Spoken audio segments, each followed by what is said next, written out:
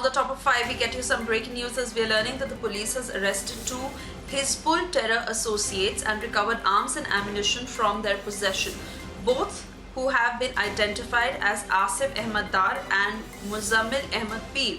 Also, two pistols, two pistol magazines, 20 pistol rounds were also recovered from these two Hizbul terror associates. We're getting you the latest pictures, and my colleagues Zeenat, Gursimran and Tejinder and Shawan Sen will also be joining us. But I want to first go across to Zeenat, who's picking up more details on this. Zeenat, firstly, these two Hizbul terror associates have been identified.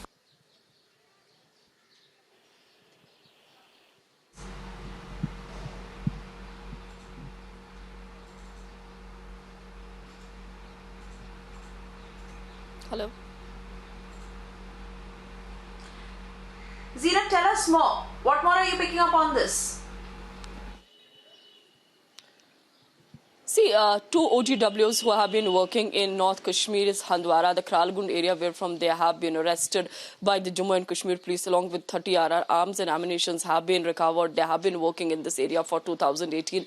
In fact, we are seeing that a number of anti-militancy operations, CASOs and other things are being launched by the security forces to lower the graph of the militants in Jammu and Kashmir. In fact, we are seeing the Handwara has been in news since the 21 RR CO Ashutosh Sharma lost his life, and since then the focus in North Kashmir is particularly in Handwara. Although we are seeing that arms and ammunitions have been recovered and also the investigations are on, it has been counted as a success to the security forces, because OGWs are the ones who are providing the logistics and other supports to the terrorists in the area, whether it's the local terrorists or the foreign terrorists. Nothing, their movement and other things are not possible if at all you don't have a good network or OGWs. So they are more like these OGWs work as arms and legs to the terror ranks and the terrorists in any district. So police definitely is counting this as a success, because once you are getting OGWs, they are definitely amputating their legs as well as arms as far as the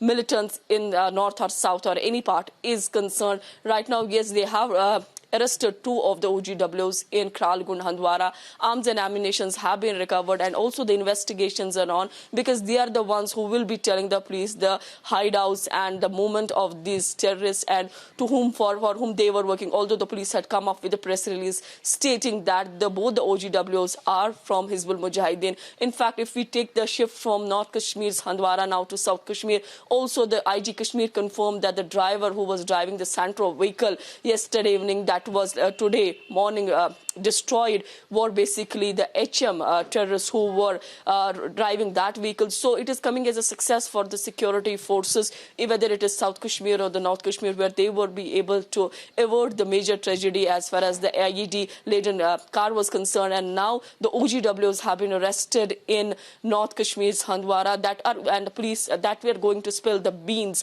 about the terrorist outfits, their networks, and the other things that the terrorists in the area are doing or are planning to do. So we are seeing the big shift in North Kashmir also today, and the focus is definitely on South Kashmir's today's incident. All right, Zeenat, stay on with us. Let's also bring in Shawan Sen. Shawan, to want to understand from you, what were the initial inputs received? How was the arrest made? Now that they have been arrested, what from here on?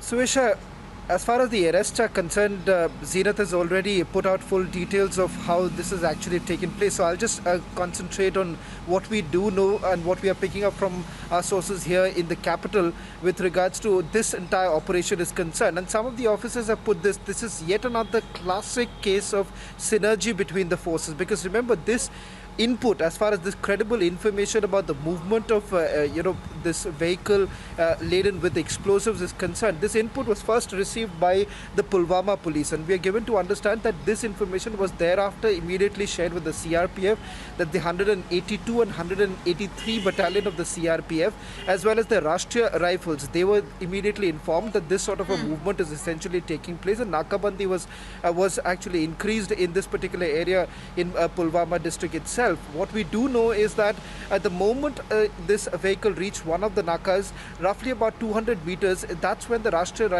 the car actually stopped, and the Rashtriya Rifles had opened fire, is what we are being told.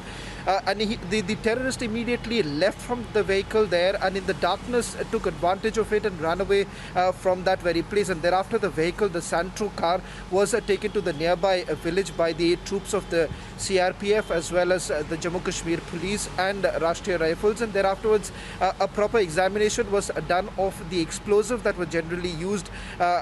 What we are being told is that they were basically being taken from one location to another. Now, which location was it being taken to? That's going to be extremely crucial as far as this investigation is concerned, something that the Jammu and Kashmir Police would be doing, and that's going to be very important once the information actually comes out from the security forces. As far as the National Investigation Agency is concerned, Suesha, they have not been officially handed over the case as yet. It's just that assault team of the National Investigation Team, which is based in Srinagar, they had basically visited the spot, and they would be submitting a report to the NIA DG here in the national capital, and only after that perhaps a decision would be taken by the Ministry of Home Affairs whether or not the case would be handed over to the National Investigation Agency. As of now, it's just the assault team of the NIA which had visited the spot.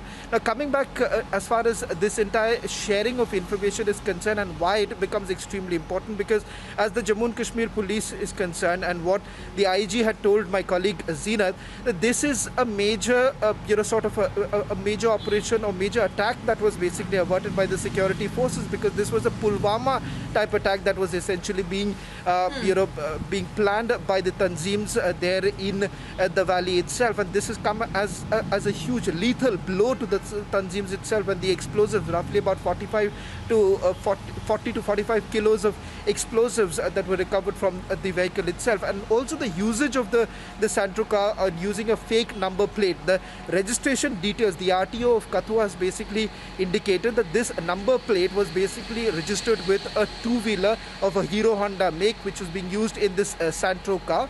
And thereafter, this is yet another indication of perhaps they wanted to mislead the